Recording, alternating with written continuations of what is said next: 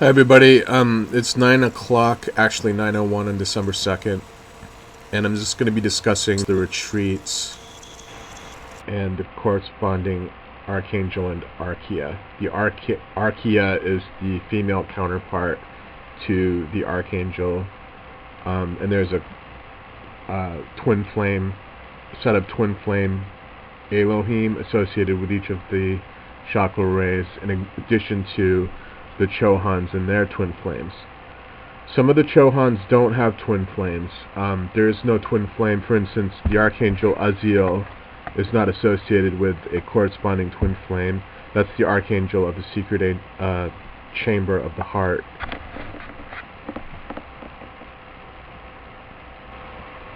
And then there's a statement with respect to the daily blessings of the archangels. In addition to that, which I'm going to read here, El Morya also described the daily opportunity we have to connect with the archangels.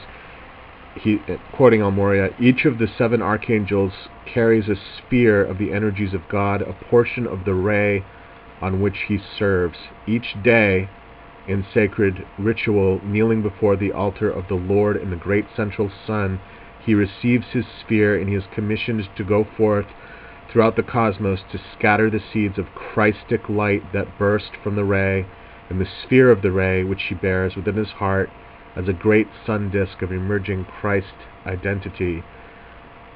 And the twin flames of the archangels and their legions, which comprise the hosts of the Lord Christ, bow also before the sons and daughters of God, acknowledging the sacred fire upon the altar of the heart. Each day the sons and daughters of God, evolving in Mater, have the opportunity to receive the energies of one of the 7 rays cycling from the sphere of light held in the heart of an archangel. First ray, El Morya, King Arthur's ray, is the throat chakra. It's the blue flame. That's ruled by Archangel Michael and Faith. And their retreat is in the Canadian Rockies at Banff, near Lake Louise. And it says here, in addition, that Michael has a focus of light over Central Europe. I wanted to add here, because I've been trying to bring more Steiner, Rudolf Steiner, very important German theosophist, into the teaching, that Steiner was very adamant that Michael be pronounced Michael, which is I suppose, technically the correct pronunciation. I don't think it's important that, Chilas do so, but Steiner had very specific feelings and opinions on the matter, and someone once said, well, does it really matter? And he was very adamant in his opposition to our referring to Archangel Michael as Michael. He personally consistently referred to Michael as Michael. The second ray is the crown chakra, which is the ray of illumination. The flame associated with it is a yellow light tinged with what we refer to as a Chinese green. The archangels are Jophiel and Christine. States here that these twin flames amplify the Christ consciousness within angels, elementals, and men. Archangel Jophiel and Christine's etheric retreat is over the plains of central China near Lanchao. So that's the location of their retreat. Now, of course, Lord Lanto, also embodied as Confucius, we consider Royal Teton Retreat to be his retreat. So the energy at the ranch is very specifically Confucian energy. It's the energy of Lord Lanto. It's the second ray light and energy. ray of the heart, Archangel Chamuel and Charity, their etheric retreat is the Temple of the Crystal Pink Flame over St. Louis,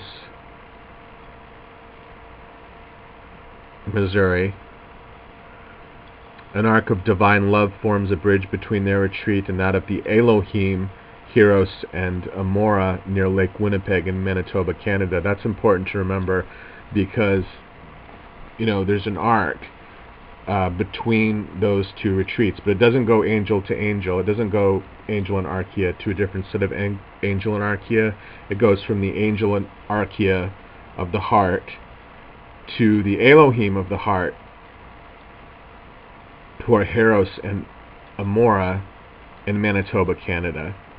So that's one thought form to bear in mind in your prayer work when you're working with the pink flame or the heart chakra, the third ray. Archangel Gabriel and Hope, fourth ray, which is the base of the spine, together with the angels of purity and the seraphim. These angels guard the immaculate concept of the God design for everyone, and their etheric retreat is near Mount Shasta. Archangel Raphael and Mother Mary, fifth ray, the third eye, wholeness, healing, science, precipitation, and their retreat is in the etheric realm over Fatima, Portugal, which makes sense because of Mary's association with Fatima. Archangel Uriel and Aurora, sixth ray, is the ministration and service ray, and their retreat is located in the etheric realm over the Tatra Mountains, south of Krakow, Poland. That's the solar plexus, incidentally. The ruler of the solar plexus is Lady Masternada. Lady Masternada used to be a lawyer on Atlantis, and she replaced Jesus in 1954 when Jesus moved up to the office of the World Teacher and no longer maintained Chohanship on the sixth ray chakra. Jesus is now with Kuthumi in the office of the World Teacher. Kuthumi, who used to be embodied as St. Francis and Shah Jahan, who was the architect of the Taj Mahal, the builder of the Taj Mahal. I'll get you more information about that as well. Archangel Zadkiel and Holy Amethyst are the archangels of the seventh ray. Together with the violet flame angels, they embodied the violet ray quality of God's freedom, alchemy, transmutation, forgiveness, and justice. Their retreat, the Temple of Purification, is in the etheric realm over the island of Cuba. Okay, Temple of Purification, island of Cuba. One way to remember that is that the seventh ray, the seat of the soul, is Saint Germain. Saint Germain, of course, brought the gift of the violet flame to the world, and the violet flame is principally a flame of purification. So it's appropriate that the Temple of Purification associated with Archangel Zadkiel and Holy Amethyst is referred to as such, and that is located in the realm over Cuba. And then Archangel Uzziel and his twin flame. And Uzziel, I'm not sure how Mother pronounced Uzziel. I don't know that my pronunciation is the same. I'm not sure that it matters. His twin flame are the Archangel and the Archaea of the eighth ray, but it doesn't mention who that twin flame is, and I have never seen it written definitively within the Summit Lighthouse teaching. He assists us to transition from the seven rays to the mastery of the five secret rays. He brings the light of the eighth ray chakra, the eight-petaled secret chamber of the heart. Right?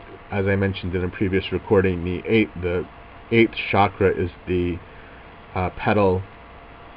the eight-petaled secret chamber. It's the one time that the number of the ray and the chakra corresponds to the number of the petals.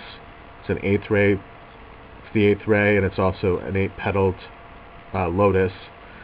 And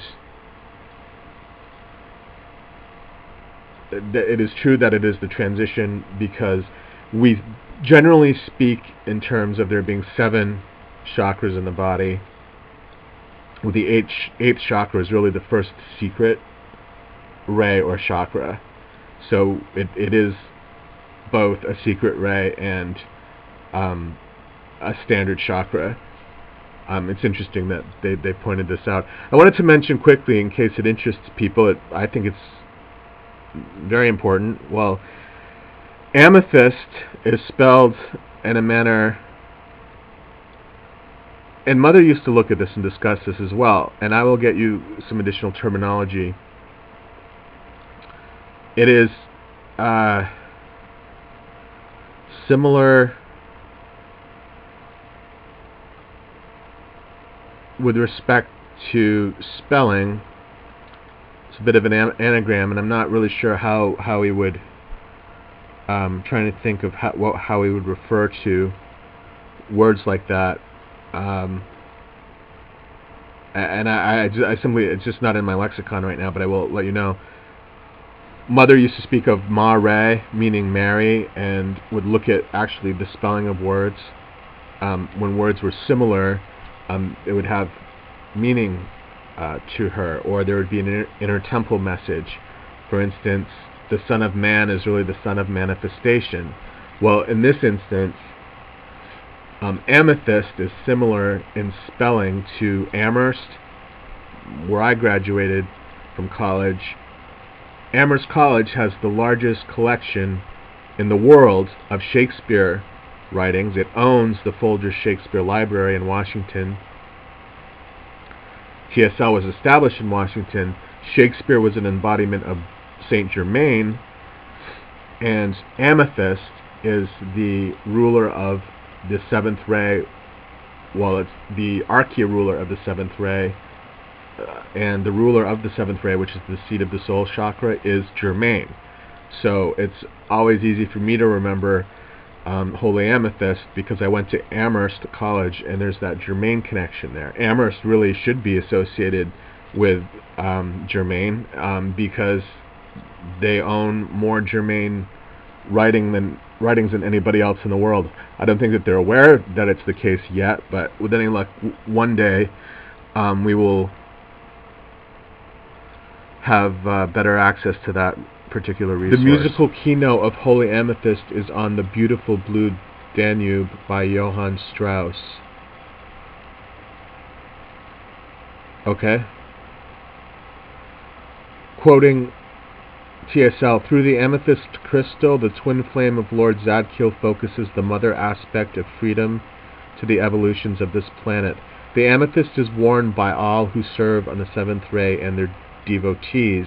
All jewels are actually precipitates or condensations of the flame that the jewel focuses.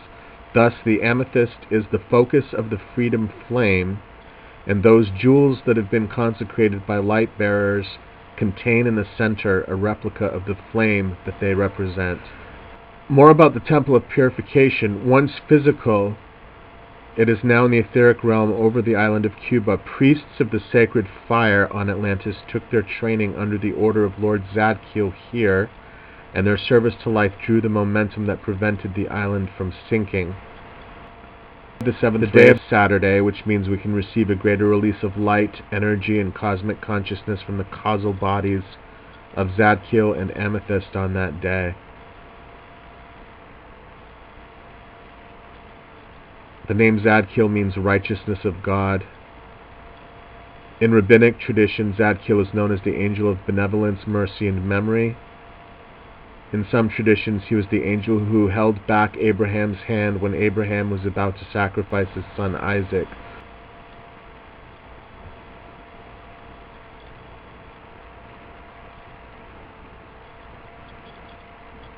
And that's all from that page on TSL. If you click through, go to /archangel, and then you can click through the respective. We're being drawn to this for a reason. Obviously, this is important information right now.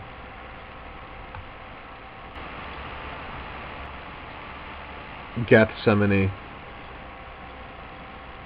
If I can hear it, please.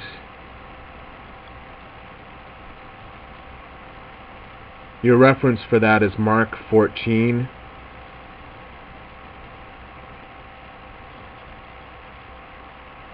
The name Gethsemane originates from a Hebrew term meaning oil press, Gethsemane.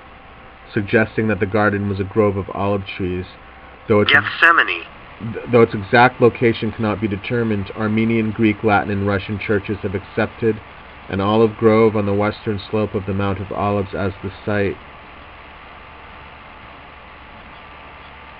According to Christian tradition, it is where Jesus prayed after the Last Supper and before his arrest and crucifixion.